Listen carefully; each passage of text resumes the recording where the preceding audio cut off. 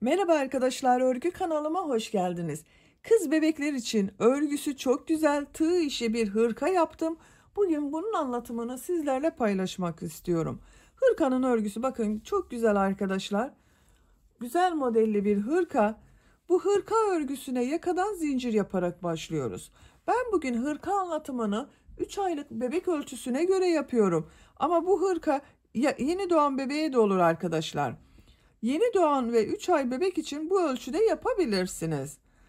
6 aylık bebeğe kadar aynı ölçüde başlayabilirsiniz. 6 aydan büyük çocuklar için arttırma sayılarını arttırarak istediğiniz büyüklükte bu hırkayı yapabilirsiniz. Yetişkinler için de uygun bir modeldir. Her yaş kız çocuklarınız için uygun bir model arkadaşlar. Bak, yaka bölümünü trabzanlarla yaptım. Yakadan sonra model yerleştirdim. Buraya 2 tane düğme yaptım. İnci düğme dikmeyi tercih ettim ben. Bak, 2 düğme iliği yaptım. Karşılarına düğmesini diktim. Örgünün ters tarafının görüntüsü bak bu şekilde. Bak, arka görüntüsü de böyle. Çok güzel bir hırka arkadaşlar. Çok da şık bir hırka. Bu hırka örgüsünde iplik olarak Alize Happy Baby Soft markalı bir iplik, bunu kullandım. Kullandığım iplik üzerinde 100 gram iplikte 330 metre var. Bu iplikten, ikinci iplikten çok az kaldı arkadaşlar. Bak, ikinci yumak iplikten bu kaldı. 1,5 adet iplik kullandım. 2 düğme kullandım. Tığ olarak 5 numara 3 milimetre tığ kullandım. Siz daha büyük numaralı tığ kullanırsanız yaptığınız ölçü daha büyük olacaktır arkadaşlar. Eliniz sıkıysa benim kullandığım tığdan 1 numara büyük tığ kullanmanızı tavsiye ederim. Benim elim çok sıkı değil, bak örgülerim bu şekilde görünüyor. Buna takım yapmak isterseniz bakın çok güzel aynı modelin yeleğini yaptım bu şekilde. Bu da aynı ölçüde yaptığım bir yelek modeli arkadaşlar. Şapka yaptım bak bu şekilde, yine aynı modelin şapkası. Bunlara takım olarak yine güzel bir örgü ayakkabı yaptım bak. Kız bebek için güzel bir takım yaptım ben bu pembe renk iplikler ile. Bir de elbise yapmak isterseniz kolay model tığ işi çok güzel bir prenses elbisesi var bak. Bu şekilde kolay model. Bu da çok kolay arkadaşlar. Bunu da arkadan düğmeli yaptım bak yine. Bu şekilde çok güzel bir takım yapmak isterseniz bu elbisenin, şapkanın, yeleğin ve ayakkabının anlatımlarını ben yaptım. YouTube kanalıma yükledim. Siz de bunlardan yapmak isterseniz bunların anlatımlarının olduğu YouTube linkini ben bu izlediğiniz hırka videosunun açıklamasına ekliyorum. Siz izlediğiniz bu videonun açıklama bölümünde bulunan linklere tıklarsanız bu şapkadan yapabilirsiniz, elbise yapabilirsiniz, yelek yapabilirsiniz, ayakkabı yapabilirsiniz. Biz bugün bu güzel hırkayı yapacağız arkadaşlar. İplik tığ hazırlayalım. Hep birlikte bu güzel hırkanın örgüsüne başlayalım. Örgü kanalıma abone değilseniz abone olmayı unutmayın lütfen. Örgü kanalıma abone olmak ücretsiz. Örgü kanalıma ücretsiz abone olup orada bulunan zil şeklini dokunarak açık yaparsanız kanalıma video yüklediğim zaman ilk önce size bildirim gelir. Örgülerimden herkesten önce sizin haberiniz olur. İzlediğiniz videolarıma beğeni ve yorumlarınızı yaparsanız çok sevinirim arkadaşlar. Örgü kanalıma ücretsiz abone olup beğeni ve yorumlarını yapan bütün arkadaşlara ayrıca teşekkür ederim. Hepinize kolay gelsin, iyi çalışmalar. Örgüye yakadan zincir yaparak başlıyoruz. İlk ilmeği ben bu şekilde yapıyorum. Size nasıl kolay geliyorsa ilk ilmeği öyle yapabilirsiniz. Zincirleri yapmaya başlıyorum. 67 zincir yapalım. 67 zinciri yaptım. Bak, çok sıkı zincirler yapmadım. 67 zincirin kaç santimetre olduğunu ölçüyorum.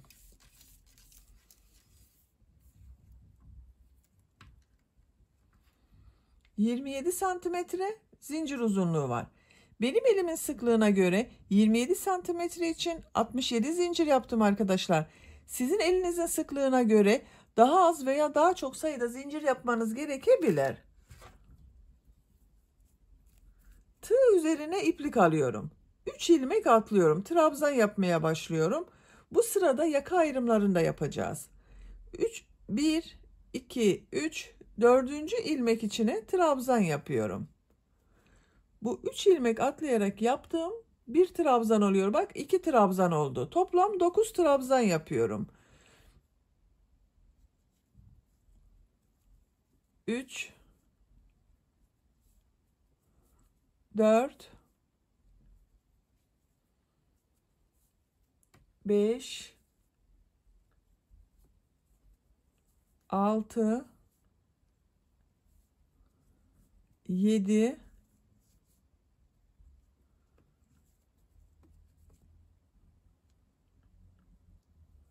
8,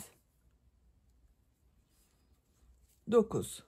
9 trabzan yaptım. Tığ üzerine iplik alıyorum. Bak bu 10. ilmek içine bir trabzan, 2 zincir, bir trabzan yapıyorum. Arttırma yeri için burayı hazırlıyoruz arkadaşlar bak. Aynı ilmek içine bir trabzan daha yaptım. Bak 10. ilmeğe bir trabzan, 2 zincir, bir trabzan yaptım. Kol bölümü için de buraya 12 trabzan yapıyorum. 1,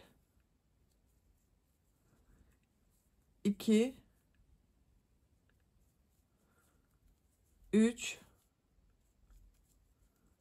4, 5, 6,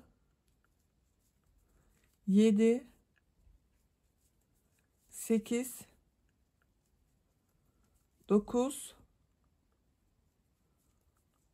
10, 11, 12. Kol için 12 trabzan yaptım. Bak bu ilmek içine bir trabzan, 2 zincir, bir trabzan yapıyorum.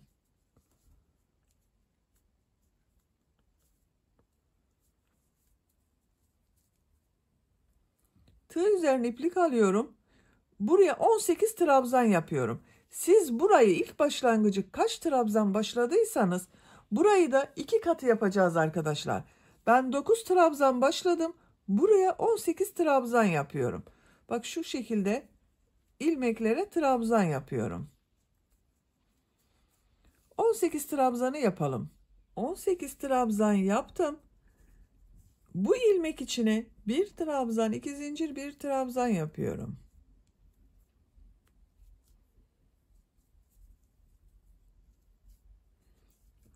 Kol bölümü için buraya 12 trabzan yapıyorum. Bak bu kolda 12 trabzan yaptım. Buraya da 12 trabzan yapıyorum.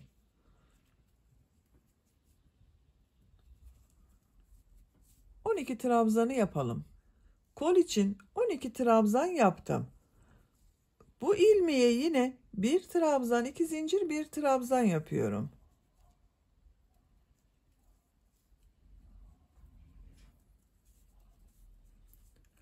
Buraya da 9 trabzan yapıyorum. Bak sıra başında 9 trabzan yaptım.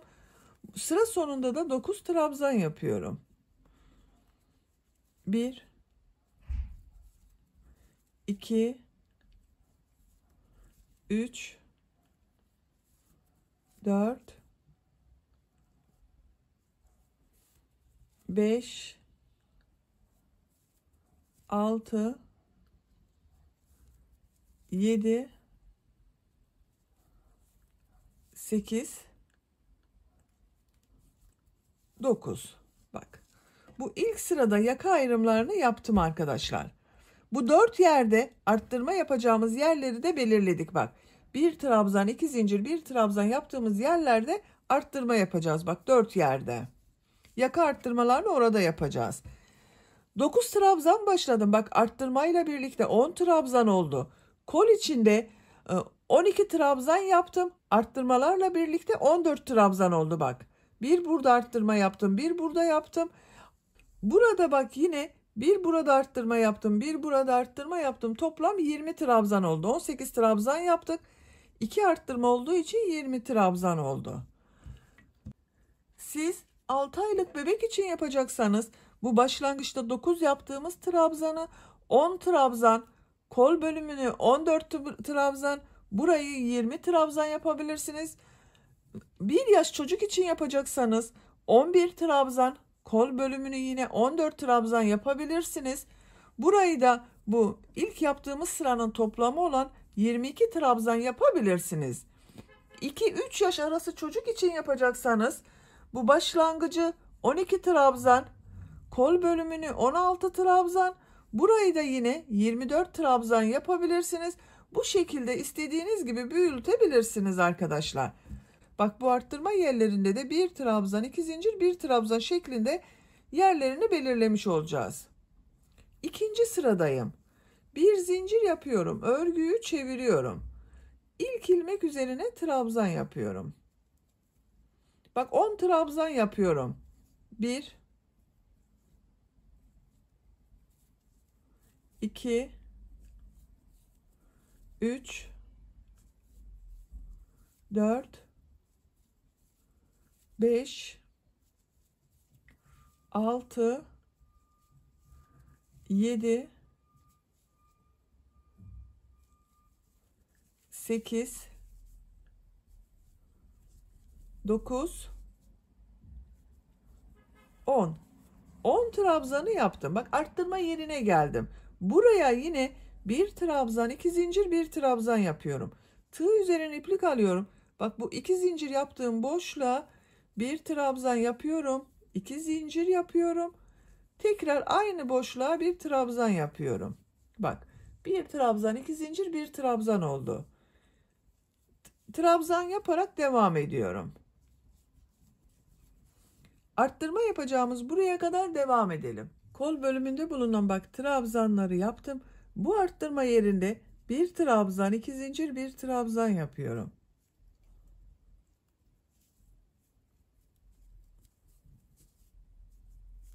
Diğer ilmeklere birer defa trabzan yapıyorum. Bu arttırma yerine kadar devam edelim. Arttırma yerine kadar trabzanları tamamladım. Bu arttırma yerinde yine 1 trabzan, 2 zincir, 1 trabzan yapıyorum.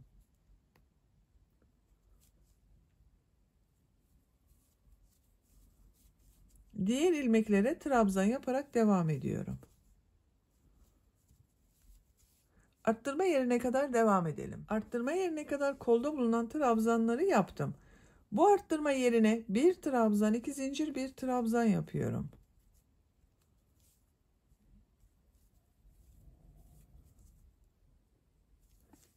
Diğer ilmeklere trabzan yaparak devam ediyorum.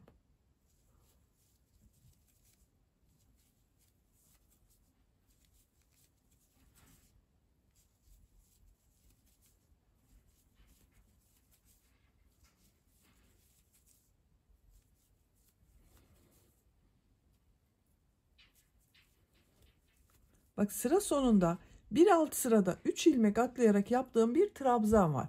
Bunu son zincirin üzerine tığ takıyorum, trabzan yapıyorum. Bakın arkadaşlar, yaka görüntüsü böyle oluyor. Üçüncü sıradayım. Üçüncü sırada bir zincir yapıyorum, örgüyü çeviriyorum. İlk ilmek üzerine trabzan yapıyorum. Diğer ilmeklere trabzan yaparak devam ediyorum. Arttırma yerine kadar devam edelim. Arttırma yapacağım yere kadar trabzanları yaptım. Bu sırada bu arttırma yerlerine 2 trabzan, 2 zincir, 2 trabzan yapıyorum. Bak, bu 2 zincirli boşluğa 2 trabzan yapıyorum. 2 zincir yapıyorum. Tığ üzerine iplik alıyorum. Aynı boşluğa 2 trabzan daha yapıyorum. Bak, 2 trabzan, 2 zincir, 2 trabzan oldu. Diğer ilmeklere birer defa trabzan yapıyorum. Arttırma yerine kadar devam edelim. Arttırma yapacağım yere kadar bak trabzanları yaptım. Bu arttırma yerine yine 2 trabzan, 2 zincir, 2 trabzan yapıyorum.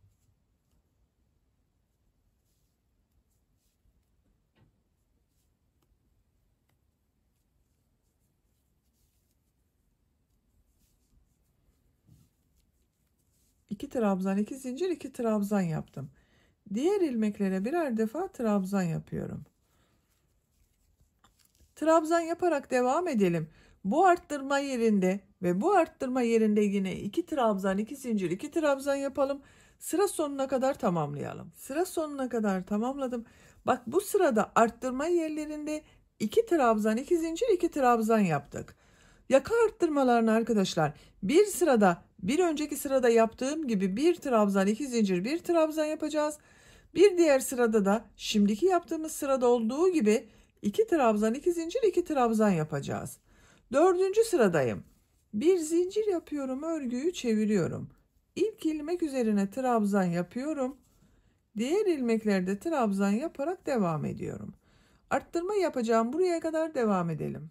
Arttırma yapacağım yere kadar trabzanları yaptım. Bu sırada arttırmaları 1 trabzan, 2 zincir, 1 trabzan yapıyorum.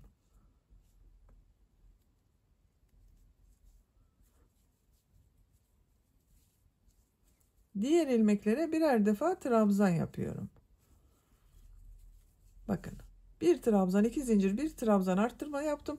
Bu arttırma yerinde, bu arttırma yerinde ve bu arttırma yerinde yine 1 trabzan, 2 zincir, 1 trabzan yapalım. Sıra sonuna kadar tamamlayalım. Sıra sonuna kadar tamamladım. Bak arttırma yerlerinde 1 trabzan, 2 zincir, 1 trabzan yaptım. Tekrar yakanın şekline bakalım. Bak böyle oldu arkadaşlar. Şu şekilde de görelim. Bakın. Yakanın örgüsü böyle oluyor.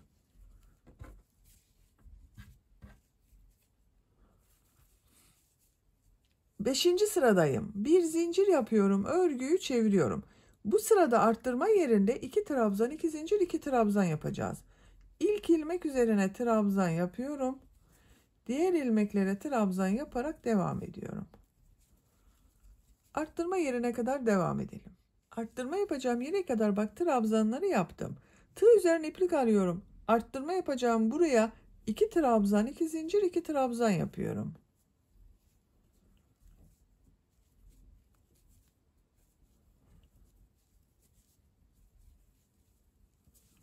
2 trabzan, 2 zincir, 2 trabzan yaptım. Diğer ilmeklere birer defa trabzan yapıyorum.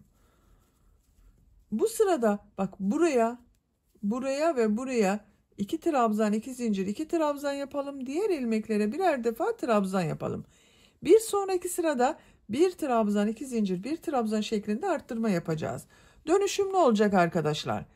Bu şekilde arttırmalar yaparak yakanın örgüsünü yapacak olduğunuz çocuğun büyüklüğüne göre tamamlayalım. 9 sıra yaptım ben.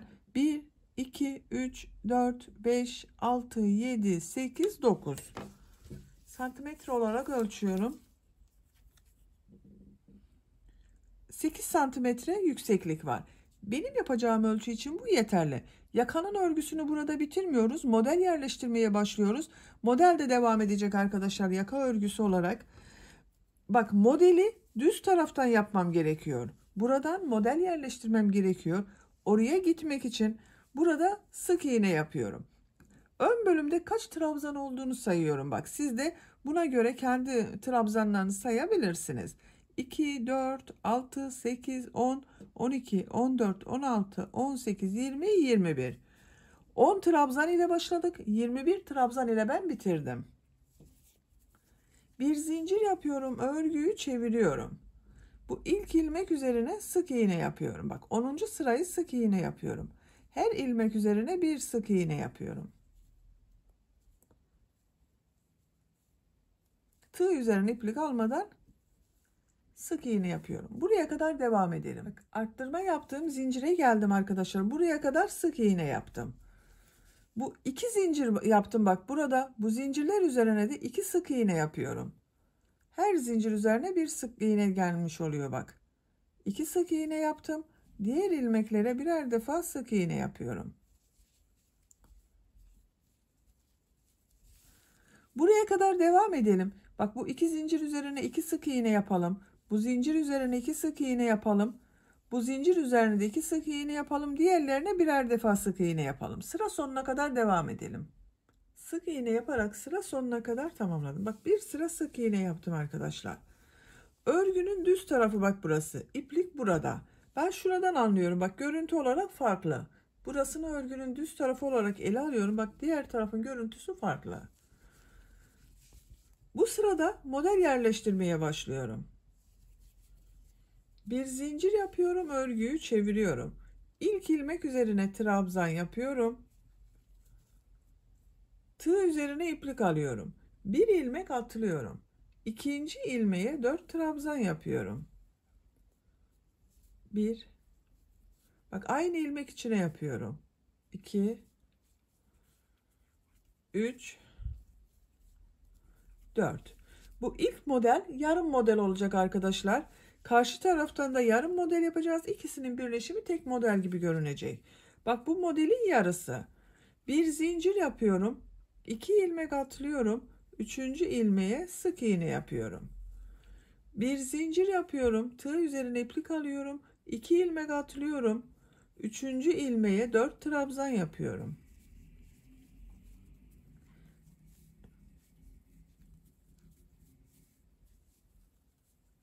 Bak aynı ilmek içine 4 trabzan yaptım. Tığ üzerine iplik alıyorum. Diğer ilmeğe 1 trabzan yapıyorum.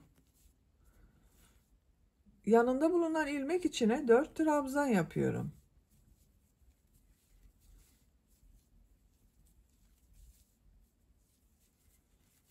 Bak bir model için 9 trabzan yaptım. 4 trabzan yaptım aynı ilmeğe. 1 trabzan yaptım bir ilmeğe. 4 trabzan yaptım aynı ilmeğe. 9 trabzandan oluşuyor bir model arkadaşlar. Bu ilk baştakini yarım yaptık.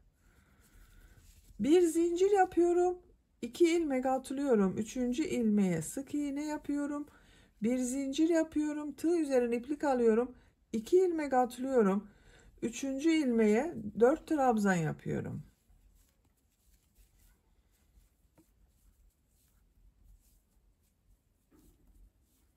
Bak aynı ilmek içine 4 trabzan yaptım. Bir trabzan yapıyorum. Diğer ilmeğe 4 trabzan yapıyorum.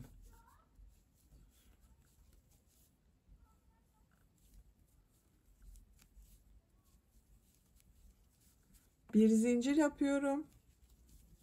2 ilmek atlıyorum. Sık iğne yapıyorum. Bir zincir yapıyorum. 2 ilmek atlıyorum. Model yapmak için 4 trabzan yapıyorum aynı ilmeğe.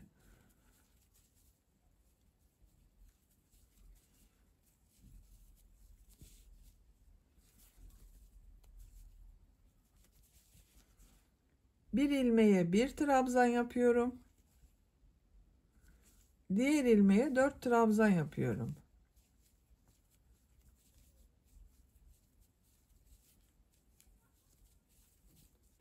Bir zincir yapıyorum. 2 ilmek atlıyorum. Sık iğne yapıyorum.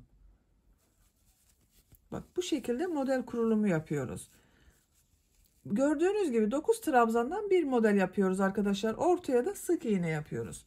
Sıra sonuna kadar modelleri yaparak devam edelim. Sıra sonunda yine yarım model yapacağız. Sıra sonuna kadar modelleri yaparak tamamladım. Bak buraya 4 trabzan yaptım arkadaşlar. Sıra başında yarım model yapmak için bak bu ilmeğe 4 trabzan yaptım. Burada da 4 trabzan yaptım. Burada bir ilmek atlıyorum. İkinci ilmek üzerine bir trabzan yapıyorum. Son ilmek bak. Trabzan ile bitirdim. Sıra başında da trabzan ile başladım. Bir ilmek atladım. Model yaptım. Bak yarım model. Sonra 2 ilmek atladım. Sık iğne yaptım. Bak aynısı oldu. Benim bir sık iğne fazla geldi arkadaşlar. Onun için bak burada 3 ilmek atladım bir yerde. Denk gelmesi için 3 ilmek atladım. Sıra sonunun aynı görünmesi için. Görelim bak yaka şeklini. Bu şekilde oldu. Bir sıraya kaç model yaptığımı sayıyorum. Bak yarım model yaptım. 1, 2, 3, 4, 5, 6, 7, 8, 9, 10, 11, 12, 13, 14, 15, 16, 17, 18, 19. 2 de yarım model var. 21 model var arkadaşlar bir sıra üzerinde. Şimdi örgünün ters tarafından sık iğne yapacağız. Bir zincir yapıyorum, örgüyü çeviriyorum. İlk ilmek üzerine bak, trabzan yapıyorum. Bir zincir yapıyorum. Bu sırada Bu yaptığım trabzanları boşluktan alarak sık iğne yapıyorum. Bu 4 trabzanı bak şu şekilde tığı boşluğa takıyorum. Bak bu şekilde üzerine yapmıyorum. Bak böyle yapmıyorum. Boşluğa takıyorum, sık iğne yapıyorum. 1 2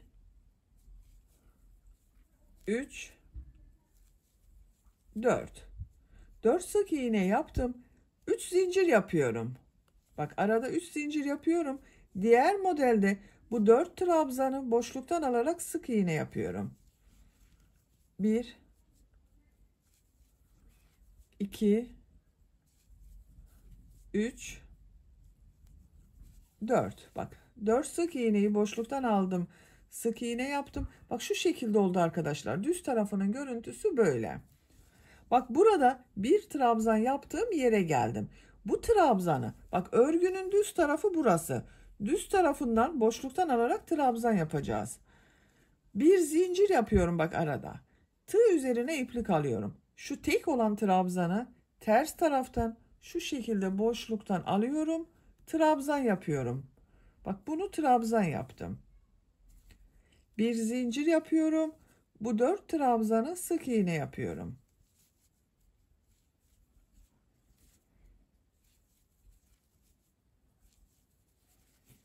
Bak. Tam modeli bitirdik. Düz tarafının görüntüsü böyle. İki model ortasında bak 3 zincir yapıyorum. Tığ üzerine iplik almadan bu 4 trabzanı boşluktan alarak sık iğne yapıyorum.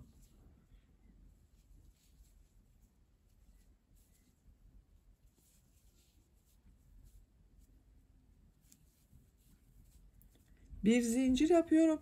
Bu tek trabzanı bak ters taraftan boşluktan alıyorum, trabzan yapıyorum. Şu şekilde.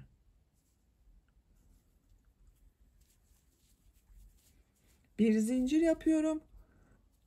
4 trabzanın üzerine bak sık iğne yapıyorum boşluktan alarak. 2 3 4 3 zincir yapıyorum. Diğer modelde 4 sık iğne yapıyorum boşluktan alarak. Şu tek trabzanı tekrar gösteriyorum arkadaşlar. Bak bir zincir yapıyorum. Bu bir trabzanı ters taraftan boşluktan alıyorum. Trabzan yapıyorum. Bir zincir yapıyorum. 4 trabzanı boşluktan alarak sık iğne yapıyorum. Bak görüntüsü böyle. Sıra sonuna kadar tamamlayalım. Sıra sonunda bulunan yarım modele kadar bak modelleri tamamladım. 3 zincir yapıyorum. Bu 4 trabzanı bak yarım modelde 4 trabzan var. Boşluktan alıyorum, sık iğne yapıyorum.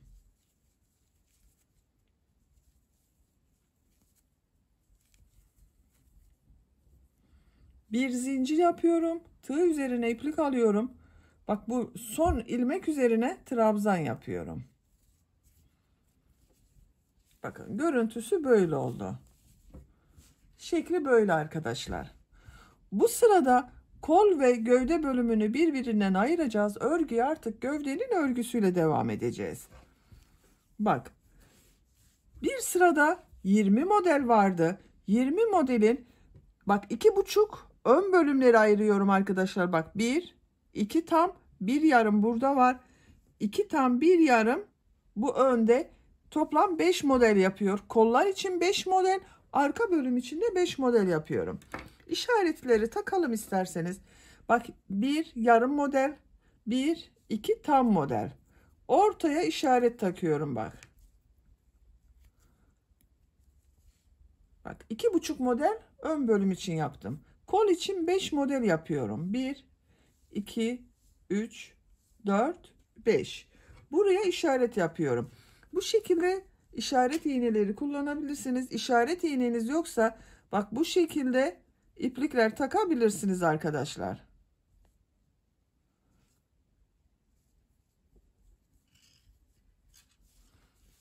Diğer taraftan da sayıyorum. 2,5 model ön bölüm için yapıyorum. Bak yarım, 1, 2, buraya işaret yapıyorum.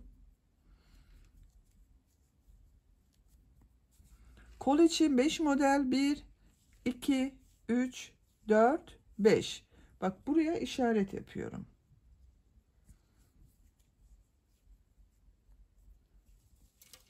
Arka bölüm için kaç model kaldığını sayıyorum. Bak 1, 2, 3, 4, 5 model de arka bölüm için kaldı. Görüntü böyle bakın arkadaşlar. Ayrımları yaptık. Şimdi birleştireceğiz. Bak bu ön bölümlerle arka bölümü birleştireceğiz. Bir zincir yapıyorum. Örgüyü çeviriyorum. İlk ilmek üzerine trabzan yapıyorum. Tığ üzerine iplik alıyorum. Bu bir zincir yaptığım boşluğa 4 trabzan yapıyorum. Bak yine yarım model için 4 trabzan yapıyorum. 3, 4. Bir zincir yapıyorum. Bak bu iki model ortasında 3 zincir yaptığım ortasına sık iğne yapıyorum. Bir zincir yapıyorum. Bak modelde arkadaşlar ortada bir trabzanı boşluktan alarak trabzan yaptım. Bir önceki sırada bunun 4 trabzan buraya yapıyorum. Bu trabzanı boşluktan alıp trabzan yapıyorum. Buraya da 4 trabzan yapıyorum. Bak bu bir zincir boşluğuna 4 trabzan yapıyorum.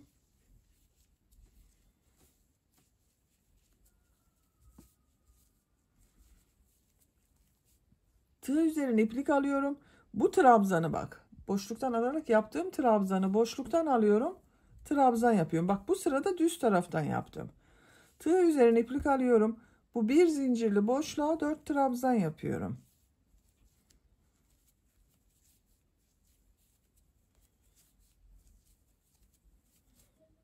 Bir zincir yapıyorum. Bu iki model ortasında bulunan 3 zincirli boşluğa sık iğne yapıyorum. Bir zincir yapıyorum. Diğer modele başlıyorum. Bak 4 trabzan yapıyorum.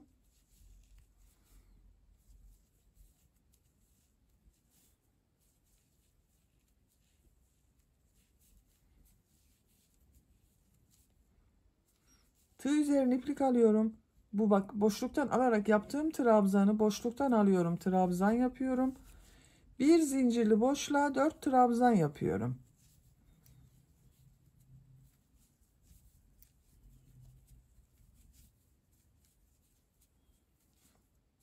Bak buraya 4 trabzanı yaptım. 2,5 modeli yaptım bak arkadaşlar. 2 tam model, bir yarım model yaptım.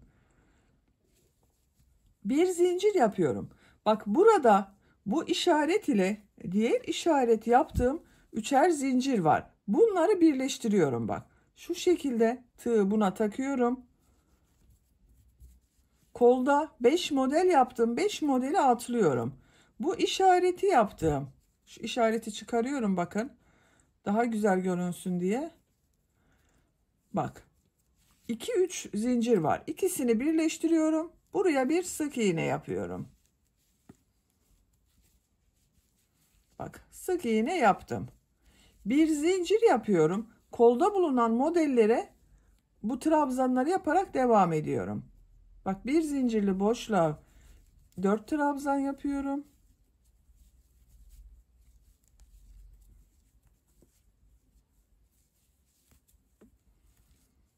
Tığ üzerine iplik alıyorum. Boşluktan alıyorum. Trabzan yapıyorum. 4 trabzan yapıyorum. Bir zincirli boşluğa.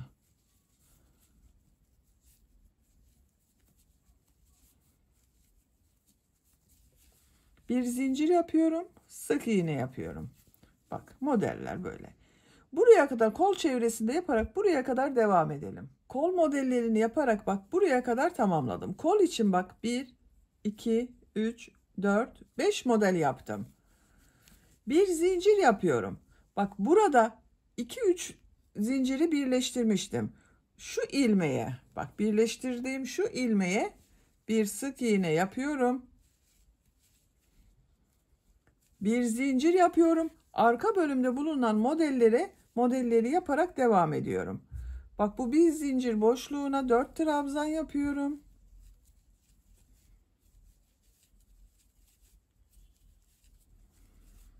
Bir trabzanı boşluktan alıyorum. Trabzan yapıyorum.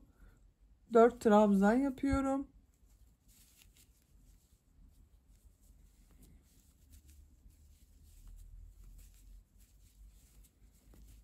Bir zincir yapıyorum. 2 model ortasına sık iğne yapıyorum.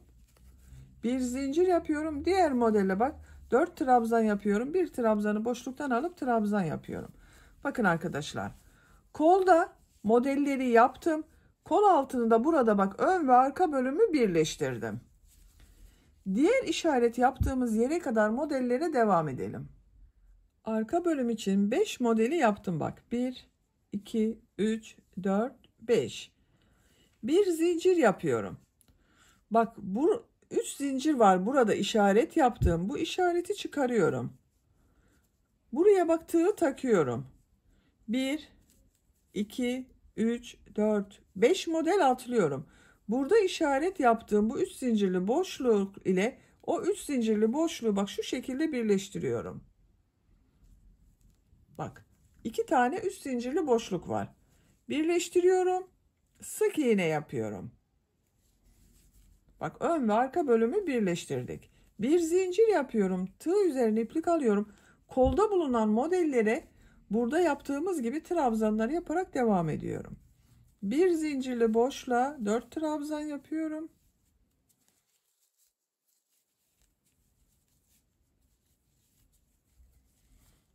Bu bir trabzanı boşluktan alıyorum. Trabzan yapıyorum. Bir zincirli boşluğa 4 trabzan yapıyorum.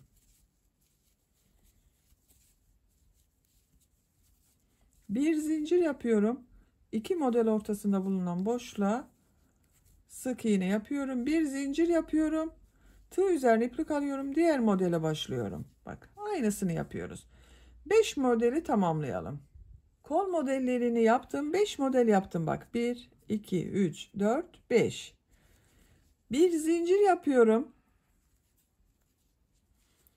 Bak birleştirme yaptığım şu ilmek var. Bu ilmeğe sık iğne yapıyorum. Bir zincir yapıyorum. Ön bölümde bulunan modeli yaparak devam ediyorum. 4 trabzan yapıyorum. Tığ üzerine iplik alıyorum. Boşluktan alıyorum. Trabzan yapıyorum.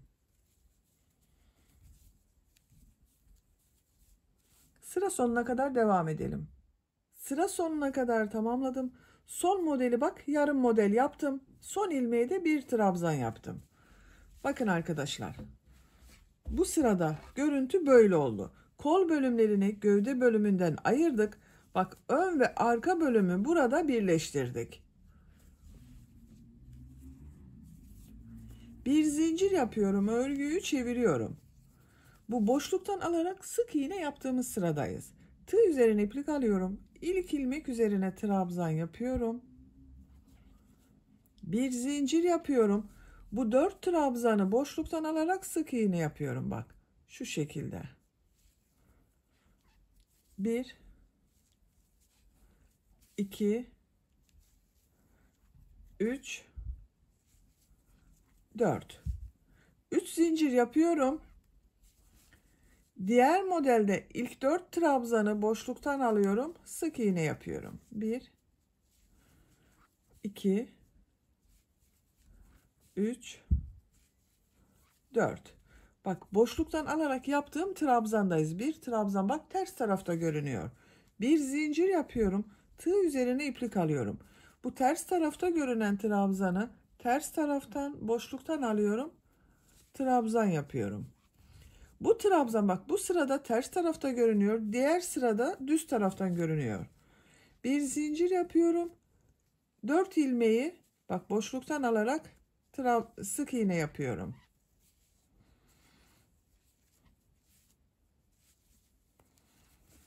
Üç zincir yapıyorum. Diğer modelde ilk 4 trabzanı boşluktan alıyorum. Sık iğne yapıyorum.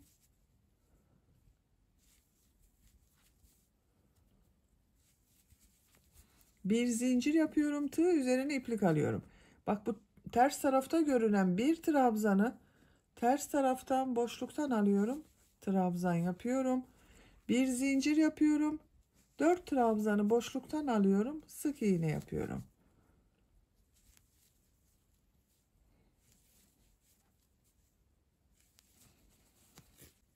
Bak kol altının oraya geldik.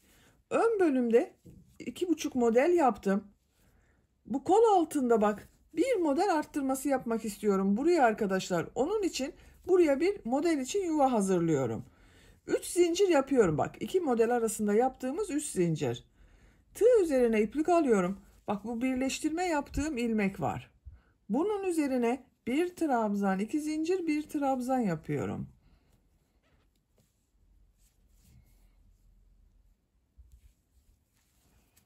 Bir sonraki sırada bunun üzerine model yerleştirmesi yapacağız. 3 zincir yapıyorum. Bu modelde ilk 4 trabzanı boşluktan alıyorum. Sık iğne yapıyorum. Bak kola devam etmedim. Arka bölüme devam ediyorum arkadaşlar. Kolu burada bırakıyorum.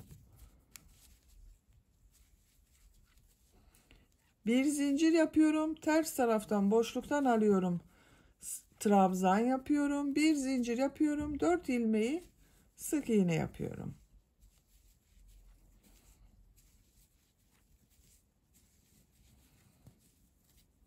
Üç zincir yapıyorum. Diğer modele başlıyorum bak. 4 trabzanı boşluktan alıp sık iğne yapıyorum. Bir trabzanı boşluktan alarak trabzan yapıyorum. Bak kol altında bir model için yuva yaptık buraya. Diğer kol altı yaptığımız yere kadar devam edelim. Diğer kol altına kadar modelleri yaptım. 3 zincir yapıyorum. Tığ üzerine iplik alıyorum. Bak ön ile arka bölümü birleştirdiğim bu ilmeğe bir trabzan, 2 zincir, bir trabzan yapıyorum. Burada da bir model arttırması yapıyorum bak. 3 zincir yapıyorum. Ön bölümde bulunan modellere boşluktan sık iğne yaparak devam ediyorum.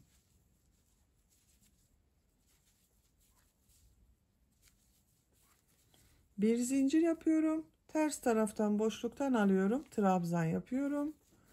Bir zincir yapıyorum. 4 trabzanı boşluktan alarak sık iğne yapıyorum. Sıra sonuna kadar devam edelim. Sıra sonuna kadar tamamladım. Sıra sonunda bulunan bak bu yarım modeli 4 trabzanı boşluktan aldım, sık iğne yaptım. Bir zincir yapıyorum. Tığ üzerine iplik alıyorum. Son ilmek üzerine bir trabzan yapıyorum. Bir zincir yapıyorum. Örgüyü çeviriyorum. Bak bu trabzan yaptığımız sıradayız. Bu ilk ilmek üzerine trabzan yapıyorum. Tığ üzerine iplik alıyorum. Bu bir zincir yaptığım boşluğa 4 trabzan yapıyorum.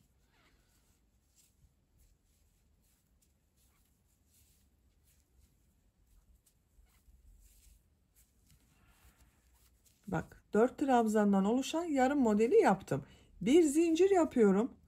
Bu 3 zincir yaptığım boşluğa sık iğne yapıyorum.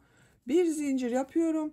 Diğer modeli yapmak için bak bu bir zincirli boşluğa 4 trabzan yapıyorum.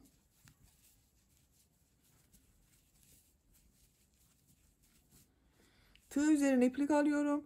Bu trabzanı bak boşluktan alıyorum. Trabzan yapıyorum. Bak boşluğa 4 trabzan yapıyorum.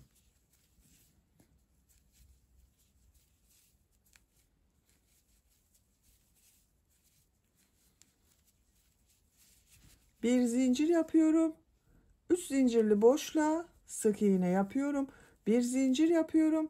Diğer modelde bak bu bir zincirli boşluğa 4 trabzan yapıyorum.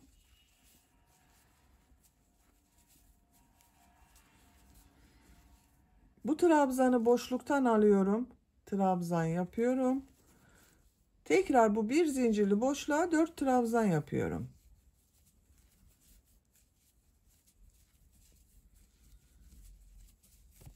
Bak bir zincir yapıyorum. Burada yaptığım bu 3 zincirin üzerine sık iğne yapıyorum. Bir zincir yapıyorum. Bak kol altındayım arkadaşlar. Bir alt sırada buraya bir trabzan, 2 zincirden oluşan bir V şekli yaptım. Tığ üzerine iplik alıyorum. Bunun üzerine 9 trabzan yapıyorum. Bak bu modeli yapıyoruz. Bu modelin aynısını. Bir model 9 trabzandan oluşuyor. Bunun üzerine 9 trabzan yapıyorum. 1 2 3 4 5, 6, 7, 8, 9. Bak 9 trabzanı yaptım. Bir zincir yapıyorum. 3 zincirli boşluğa sık iğne yapıyorum. Bir zincir yapıyorum. Diğer modelde yapmaya devam ediyorum. Bak 4 trabzan yapıyorum.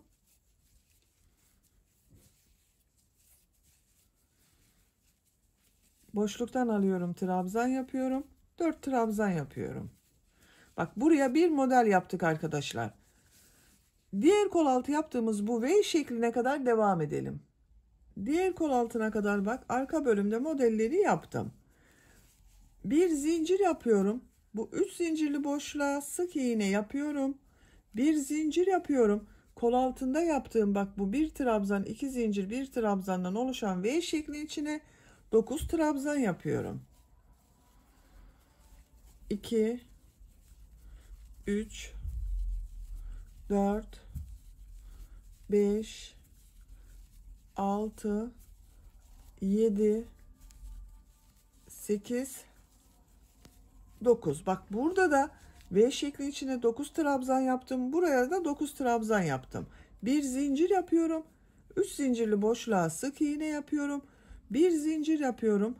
Modelleri yapmaya devam ediyorum. Bak bu bir zincirli boşluğa 4 trabzan yapıyorum. Bir trabzanı boşluktan alıyorum. Trabzan yapıyorum. 4 trabzan yapıyorum. Sıra sonuna kadar devam edelim. Bak sıra sonuna kadar geldim. Son yarım modeli sizinle bir defa daha birlikte yapmak istiyorum arkadaşlar. Bak bir zincir yapıyorum. Tığ üzerine iplik alıyorum. Burada yaptığım bir zincirli boşluğa 4 trabzan yapıyorum.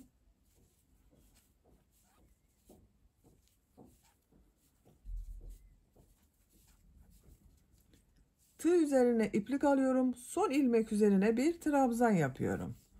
Bakın. Bu sırada modelleri aynı şekilde yaptık. Sadece bak bu kol altlarında birer model fazladan yaptık. 9 trabzandan oluşan model yaptım. Bak görüntü böyle oldu arkadaşlar. Bir zincir yapıyorum. Örgüyü çeviriyorum. Bu ilk ilmek üzerine trabzan yapıyorum. Bir zincir yapıyorum. Bak bu 4 trabzanı boşluktan alarak sık iğne yapıyorum.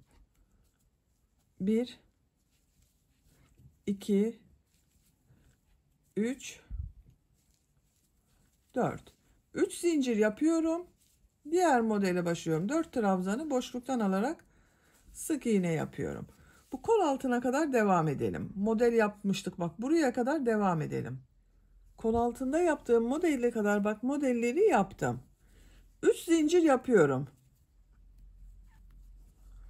Burada 9 trabzan yaptım. İlk 4 trabzanı boşluktan alıyorum. Sık iğne yapıyorum bak. Tığ üzerine iplik almıyorum. 1, 2, 3, 4. İlk 4 trabzanı boşluktan aldım, sık iğne yaptım. Bir zincir yapıyorum. Tığ üzerine iplik alıyorum. Bak bu bir trabzanı ters taraftan boşluktan alıyorum. Trabzan yapıyorum. Bir zincir yapıyorum. Bu sonda bak 4 trabzan kaldı. Bunları boşluktan alarak sık iğne yapıyorum. 1, 2, 3, 4. 3 zincir yapıyorum. Diğer modele başlıyorum. İlk 4 trabzanı boşluktan alıyorum. Sık iğne yapıyorum. Bir zincir yapıyorum. Bir trabzanı ters taraftan boşluktan alıyorum. Trabzan yapıyorum. Bir zincir yapıyorum. 4 trabzanı boşluktan alarak sık iğne yapıyorum. Bak kol altında modelde aynı şekilde oldu arkadaşlar. Diğer kol altında yaptığımız modele kadar devam edelim. Bu modeli yine sizinle birlikte yapalım. Diğer kol altında yaptığım bak bu modele kadar modelleri tamamladım. 3 zincir yapıyorum. Tığ üzerine iplik almadan Burada bak model için yaptığım 9 trabzanın ilk 4 trabzanı boşluktan alıyorum. Sık iğne yapıyorum. 1, 2, 3, 4.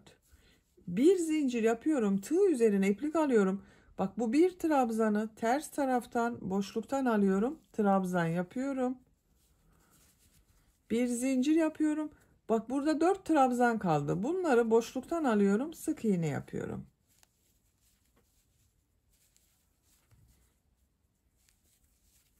Üç zincir yapıyorum. Diğer modele başlıyorum. 4 trabzanı boşluktan alarak sık iğne yapıyorum. Bu şekilde bak modellere devam ediyoruz. Bak kol altında görünen modelin görüntüsü böyle. Sıra sonuna kadar devam edelim. Sıra sonuna kadar modelleri tamamladım. Bak sonda bulunan yarım modeli de 4 trabzanı boşluktan aldım, sık iğne yaptım. Bir zincir yapıyorum. Son ilmek üzerine bir trabzan yapıyorum. Bir zincir yapıyorum, örgüyü çeviriyorum. Bak trabzan yaptığım sıradayım. İlk ilmek üzerine trabzan yapıyorum. Tığ üzerine iplik alıyorum. Bu bir zincir yaptığım boşluğa 4 trabzan yapıyorum.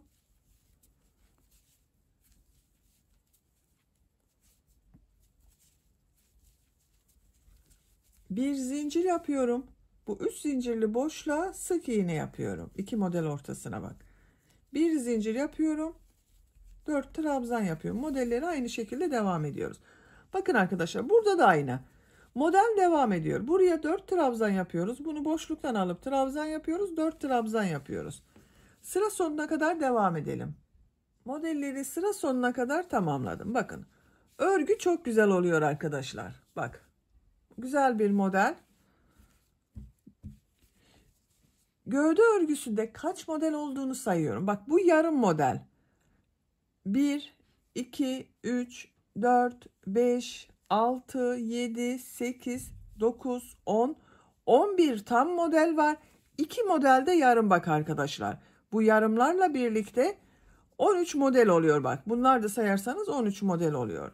Gövde bölümünün örgüsü bu modeller ile devam edecek. Yapacak olduğunuz çocuğun büyüklüğüne ve tercihinize göre gövde örgüsünü bu model sıralarını tekrarlayarak tamamlayalım.